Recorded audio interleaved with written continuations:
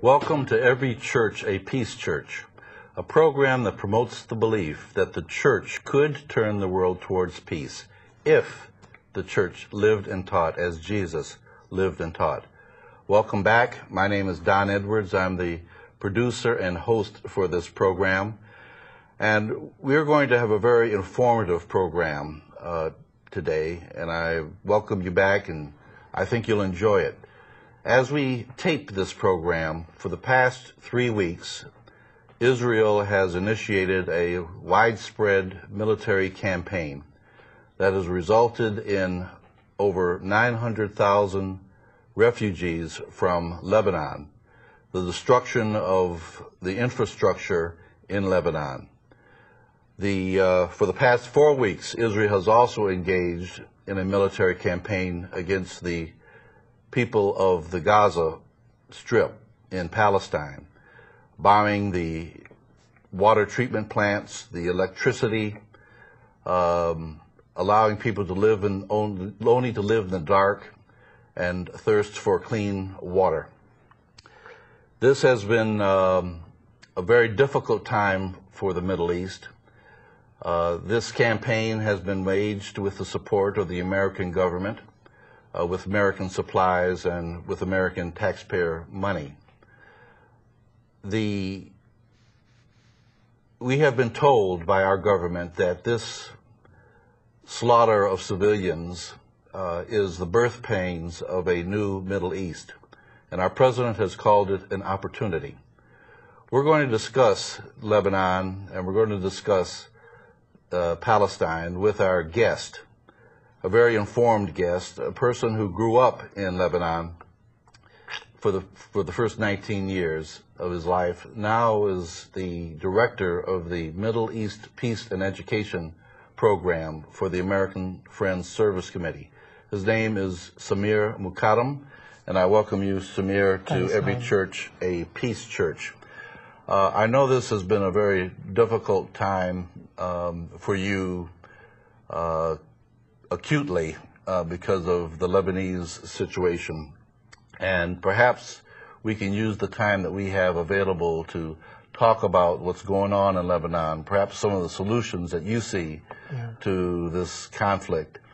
And we might want to start with telling our audience a little bit about yourself and where you grew up and about living in Lebanon. Well, you know, as you mentioned, I grew up in Lebanon, and in 1975, a civil war started in Lebanon, so I went through the first 6 years of that civil war, which lasted eventually 15 years. So I know war, I know what it is to be bombed, to feel unsafe, to feel insecure. Yes, it's been difficult, but what I've been saying is that because, as you mentioned, that Gaza had been going through the same thing a little before Lebanon, it had kind of prepared us emotionally to be also stressed about what happened in Palestine and to the Palestinians. So I don't see it as unique, because as we will talk hopefully a little later, the root of all of the problems over there is what's happening in Palestine. Mm-hmm. What is your role as the director of the Middle East Peace and Education Program for the American Friends Service Committee, and how long have you served in that capacity? Well, I've been with the American Friends Service Committee, which is a Quaker values-based organization, for 3 years. So I've been there for 3 years. And as my title says it, the Middle East Peace Education Program is about education towards peace. Mm-hmm. We educate on, to be honest, on stories, on narratives, on facts, opinions that we don't hear about. We don't hear about the peace movement in Israel, for example. There's a strong peace movement. Of course, it's a minority movement, the same way in our own country here in the U.S., the peace movement is minority, but we don't hear about it much, so we educate on that. What's happening over there in the peace movement? And the peace movement and the nonviolent peace movement also in Palestine. So we're about these stories that are not being told in the mainstream commercial or public, the mainstream media.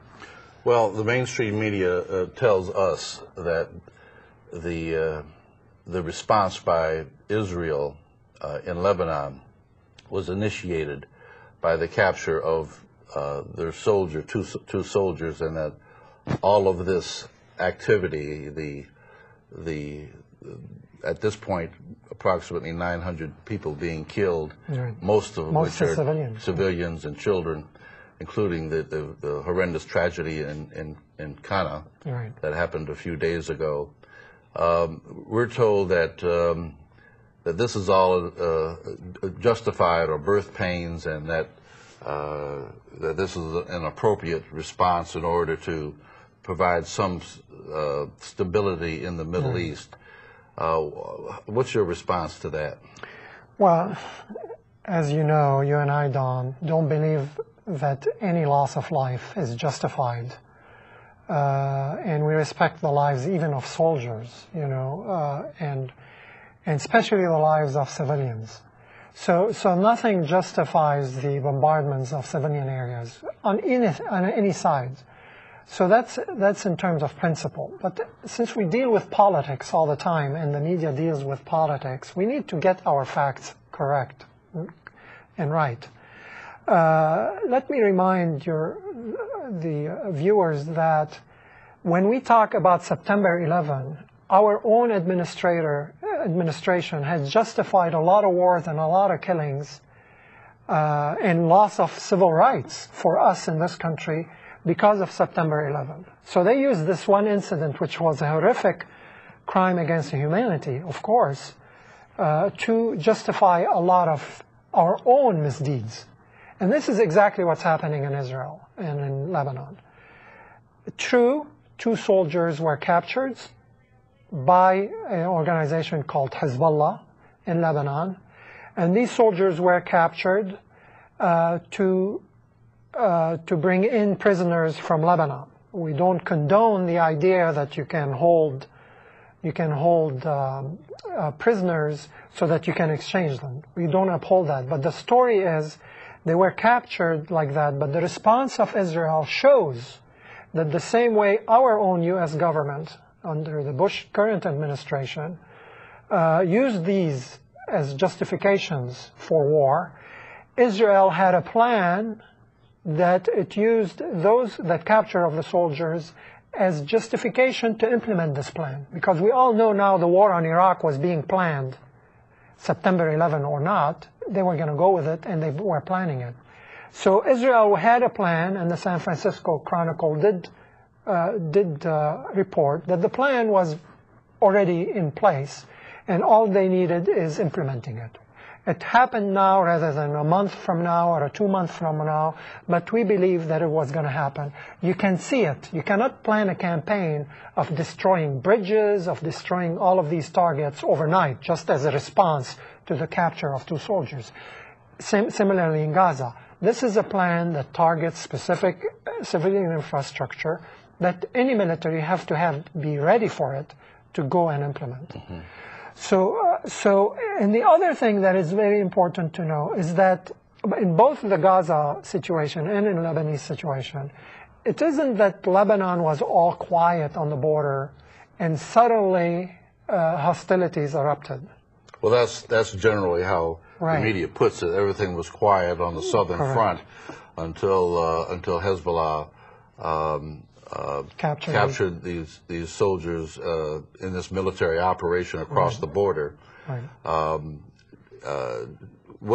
I'm told that was also in response to an earlier kidnapping a week or 2 earlier by Israel that went into Lebanon to capture and kidnap some. They Lebanese actually went people. into Gaza. Went into Gaza. Right, and kidnapped some Palestinian civilians. So when the Palestinians responding by kidnapping a soldier, they were responding.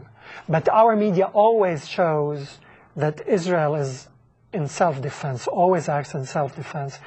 Israel is always responding, and the offensive actions are always coming from the Palestinians and the Lebanese. So if we take the situation in Lebanon right now, it is not true all was quiet. Lebanon went through 22 years of occupation, Israeli occupation. The south of Lebanon was occupied. A strip of it was occupied by Israel for 22 years. What was happening during these 22 years? A lot of destruction. There was a couple of concentration camps where prisoners were being being tortured, and due process was not present, and they were not on trial. There was a lot of suffering in Lebanon. So, and a lot of killings, and a lot of landmines were planted in southern Lebanon during these 22 years of occupation. So almost 20,000 landmines. Exactly, 10,000 and even more.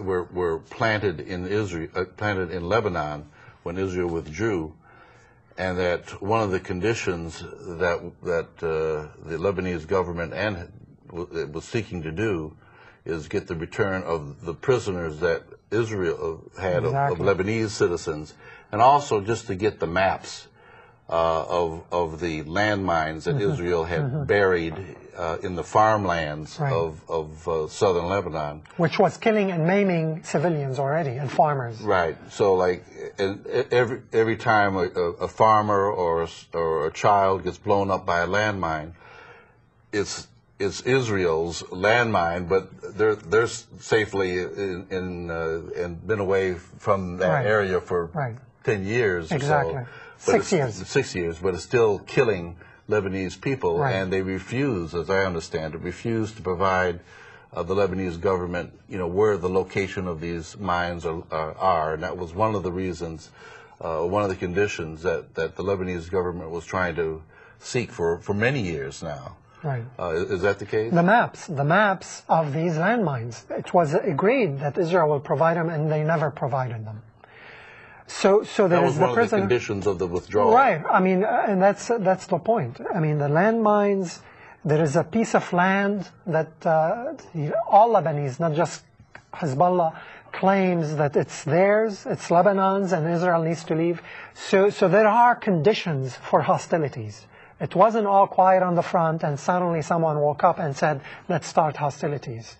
So there is a huge background and context that people need to understand. This is not to condone violence against civilians especially, but to say, to bring peace and justice, we need to know the story. We cannot simply know the story from one side.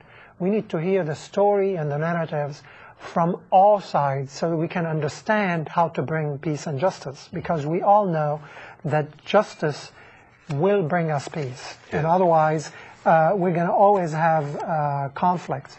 And these are the demands of all Lebanese. That needs to be important.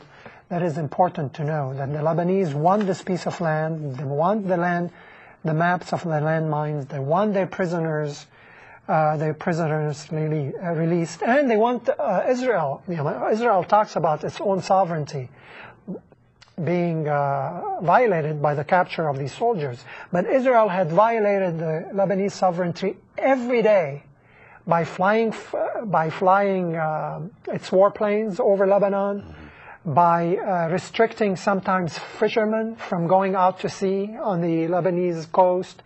So every day, the Lebanese have felt the presence of an occupation from far away. Yes, maybe soldiers are not occupying as they used to be, but the occupation and the force of Israel has been projected onto Lebanon and made life miserable for a lot of people.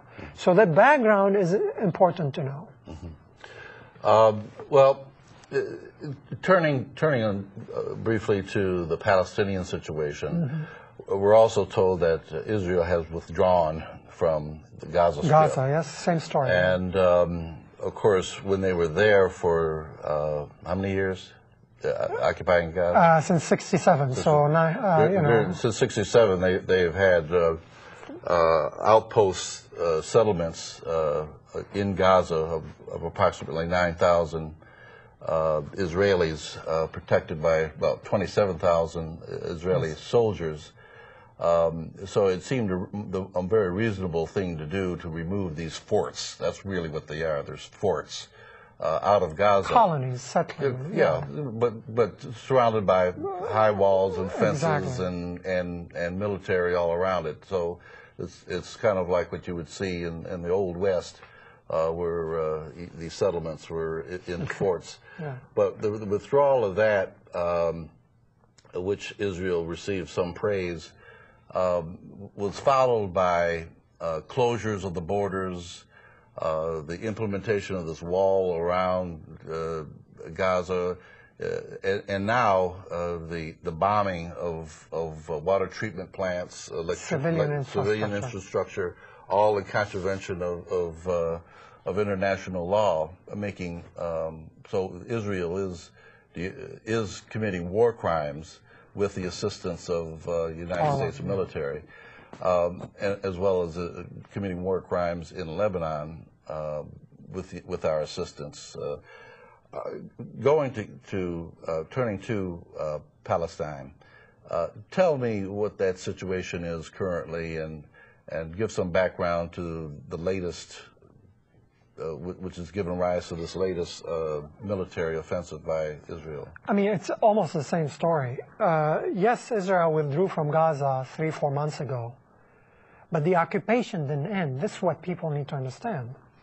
Occupation doesn't mean that I am physically in that piece of land. If I can control the lives and everything in that piece of land, whether remotely from far away or by my presence, that's occupation. So Israel left physically and withdrew their colonies from Gaza.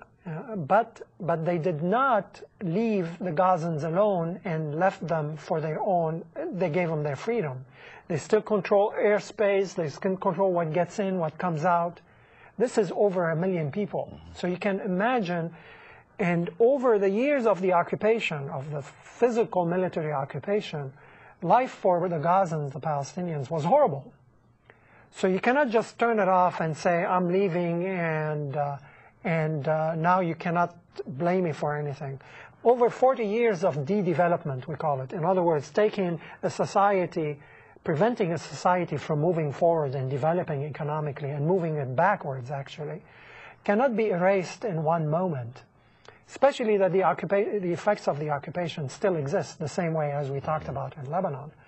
So the Palestinians in Gaza cannot simply wake up and say, "Oh, everything is fine for us." It isn't. It isn't.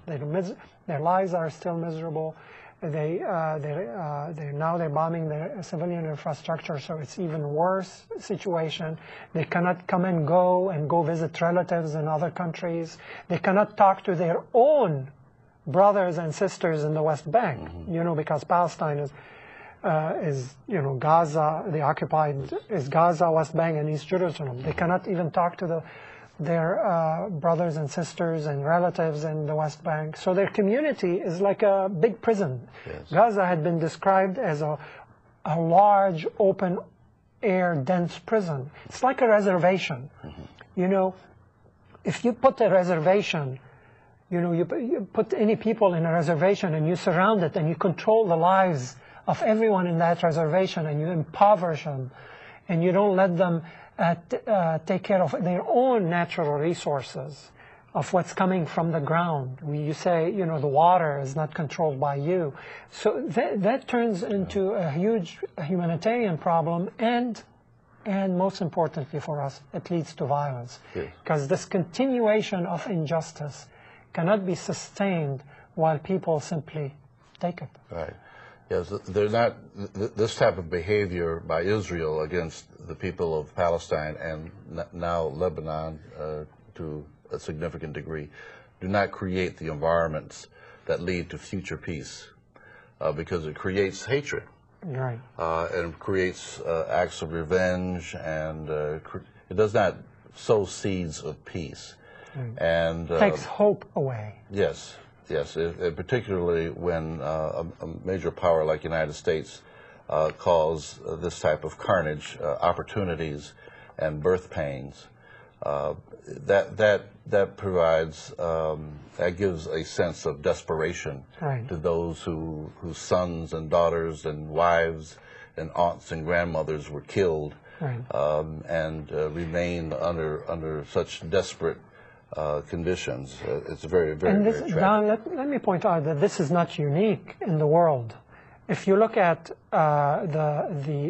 what we did, what the European settlers did in this country to Native Americans, the Indians, where we built reservations for them, and they did not control their own lives. These nations also move towards desperation and hopelessness.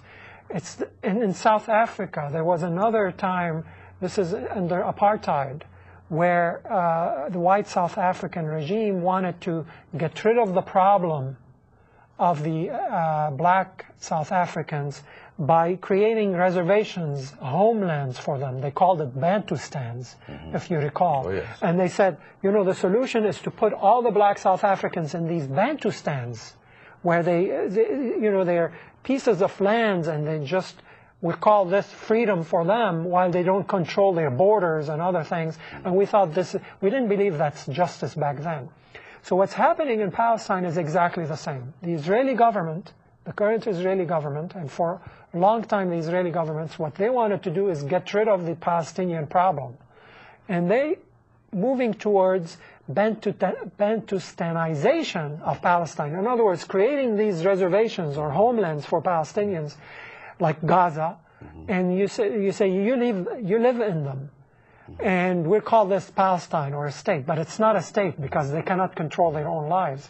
And it didn't work in South Africa. It did not work in South Africa. It's not going to work in Palestine. So we can go back to the Lebanese problem now and point out that without the resolution, eventually, of the Palestinian problems, there's always going to be conflict because that's the root problem. There are over 400,000 Palestinian refugees in Lebanon. 400,000, which is creating, again, a humanitarian problem in Lebanon, which also contributes to the conflicts that are going on, because the refugee problem is important to be resolved as part of a comprehensive solution for the whole region. Well, what would be the comprehensive solution in the time that we have remaining? What would be the, what's the plan for peace in the Middle East as you see it? Well, right now, we are calling for a ceasefire, immediate unconditional ceasefire, so that people can start going back and negotiating a peaceful solution. Currently, in Gaza and in Lebanon, a ceasefire needs to occur. After that, political solutions. As you know, without a political solutions, conflicts can always flare up. So a political solution has been quite clear for a long time. But our government and the Israeli government, and sometimes with some European governments, like the British government, currently the British government, are opposing the movement towards a comprehensive solution. And that is application, for example, of international law, including application of all UN resolutions.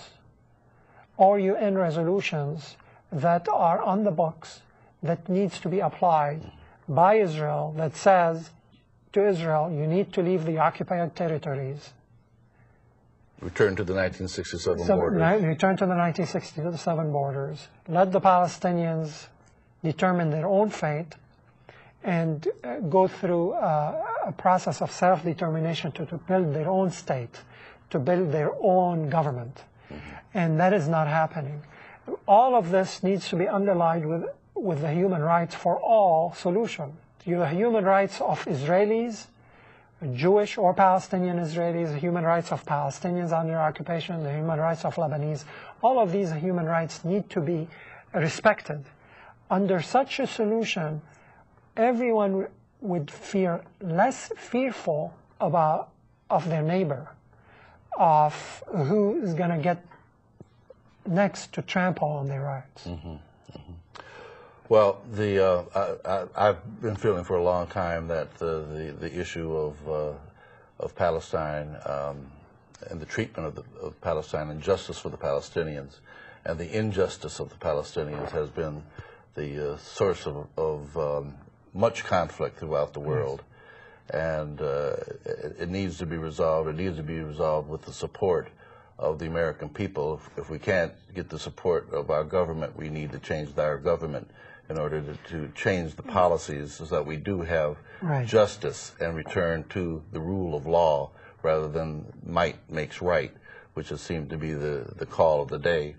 And that might has caused much suffering and much heartbreak for the Palestinian people and for the Israeli people for many years. Many Israelis are saying what we're saying, is that we cannot rely on power, simply power, for our own security.